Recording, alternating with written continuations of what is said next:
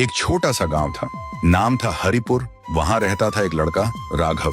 बहुत गरीब था, दिन भर मजदूरी करता और शाम होते ही अपना पुराना सा ढोल उठाता और गांव के रास्ते के किनारे ढोल बजाता था। उसकी ढोल की ताल में कुछ अलग ही बात थी, कभी खुशी कभी गम, जैसे राघव अपना दिल ढोल की ताल से बांट रहा हो। उसी गांव में रहती थी एक लड़की गौरी।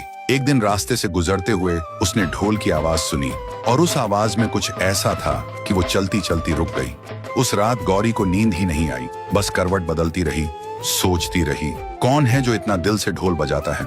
अगली शाम गौरी चुपके से वापस उस जगह आई, दूर से ही रुक गई, आंखें बंद करके धुन सुनती रही, फिर चुपचाप वापस चली गई। फिर एक दिन राघव ने देख ही लिया। वो पास गया और बोला, रोज आती हो पर दूर से सुनकर ही चली जाती हो। गौरी हल्की सी हंसी के साथ बोली, बस तुम्हारा ढोल की धुन सुनने आती हूँ, दिल को छू जाती है। उस दिन के बाद दोनों के बीच बातें होने लगी। कभी गौरी कहती, एक खुश धुन बजाओ ना, और राघव मासूमियत से हंसी मजाक भरी धुन बजा देता था। कभी राघव कहता, लगता है तुम्हें ढोल से ज्यादा मुझे देखने का शौक है, पर गौरी शर्मा कर कहती, पागल हो तुम। धीरे धीरे दोनों की दोस्ती एक खामोश सी मोहब्बत में बदल गई, जिसमें लफ्ज कम पर निगाहों का रिश्ता गहरा था। पर किस्मत को कुछ और मंजूर था। गौरी बीमार पड़ गई, दिन दिन उसकी सांसें कम होती जा रही थी। राघव रोज उसके घर के सामने खड़े होकर ढोल बजाता ताकि गौरी खिड़की से सुनकर मुस्कुराए।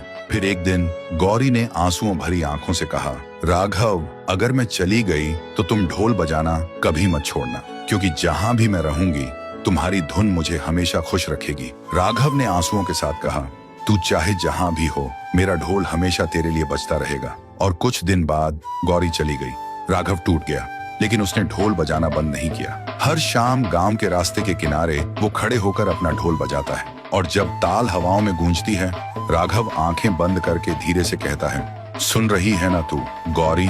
दोस्तों, कुछ मोहब्बत साथ नहीं देती, पर उनकी यादें आवाजों की तरह हमेशा दिल में गूंजती रहती हैं।